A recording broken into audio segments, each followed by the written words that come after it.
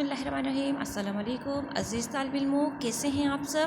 امید کرتی ہوں آپ سب خیریت سے ہوں گے۔ میں آپ سب کو آسان اردو کی کلاس میں خوش آمدید کہتی ہوں۔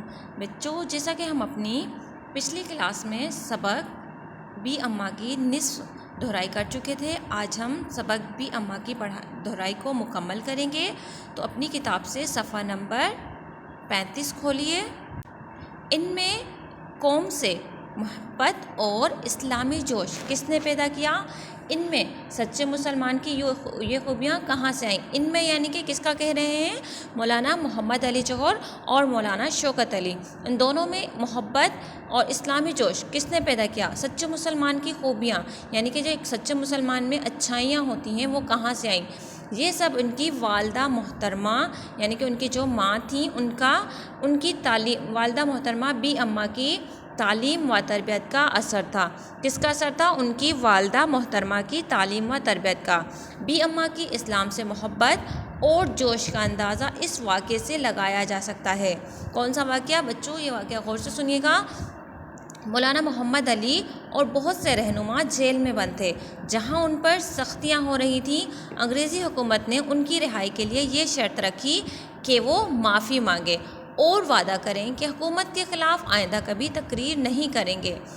بہت سے لوگ معافی مانگ کر جیل سے باہر آ گئے۔ کچھ لوگوں نے بی اماں کے سامنے خوشی کا اظہار کرتے ہوئے کہا، اب مولانا محمد علی بھی جیل سے رہا ہو جائیں گے۔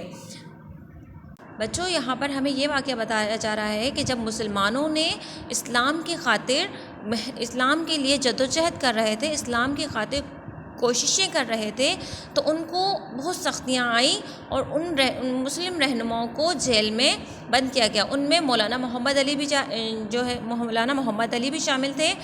تو انگریز حکومت نے ان کو رہائی کے لیے یعنی کہ ان کو قید سے رہائی کے لیے کیا شرط رکھی کہ وہ لوگ معافی مانگ لیں اور وعدہ کریں کہ اگلی دفعہ یعنی کہ حکومت کے خلاف کوئی ایسی طرح کی تقریر یا کوئی ایسی بات نہیں کریں گے۔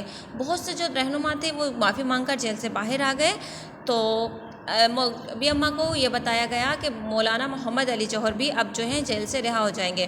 تو یہ سنتے ہی بی اماں جو تھیں وہ غضبناک ہو گئیں، یعنی کہ ان کو بہت زیادہ غصہ آ گیا اور وہ بولیں، نہیں، ایسا نہیں ہوگا۔ محمد علی اسلام کا سپوت یعنی کہ بیٹا، سعادت مند بیٹا ہے، وہ انگریزوں سے معافی مانگنے کے بارے میں سوچ بھی نہیں سکتا۔ ٹھیک ہے، وہ اسلام کا سعادت مند بیٹا ہے، وہ معافی نہیں مانگے گا۔ ہاں، اگر اس نے یہ حرکت کی بھی، بی اماں نے کیا کہا؟ وہ اول تو ایسا کرے گا نہیں، اگر اس نے یہ حرکت کی، اگرچہ میں بوڑھی ہوں مگر میرے ہاتھوں میں اب بھی اتنی طاقت ہے کہ اس کا گلا گھونٹ سکوں۔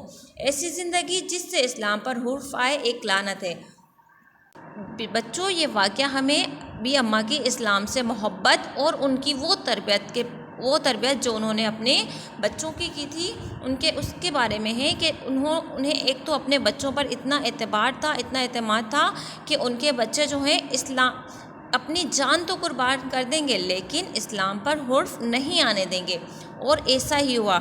تمام رہنماؤں نے معافی مانگی، جیل سے باہر آئے، لیکن مولانا محمد علی جوہر نے ایسا نہیں کیا۔ انہوں نے انگریز حکومت کے آگے گھٹنے نہیں ٹیکے، انہوں نے ان کی کوئی شرط نہیں مانی۔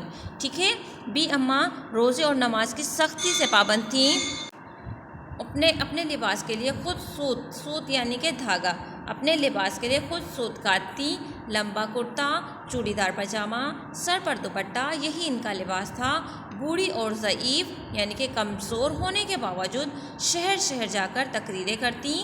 ان کی تقریروں کا مضمون صرف اسلام اور آزادی ہوتا۔ وہ اکثر کہا کرتی، دنیا کے سارے مسلمان مجھے ایسے ہی عزیز ہیں جیسے محمد علی اور شوکت علی۔ بی اماں نے 1925 میں وفات پائی۔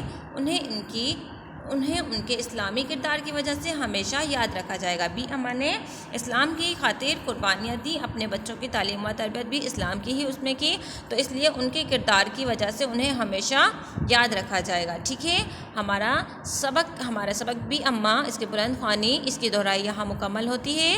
آ جاتے ہیں آپ کے ہوم ورک کی طرف۔ آج کا آپ کا ہوم ورک ہے، آپ نے سبق بی اماں کی پڑھائی کرنی ہے اور اپنی ویڈیو یا آڈیو ریکارڈ کر کے ہمیں واٹس اپ کر دینی ہے۔ اوکے اسٹوڈنٹ، ملتے ہیں نیکسٹ ویڈیو میں، اپنا خیال رکھیے گا۔ اللہ حافظ۔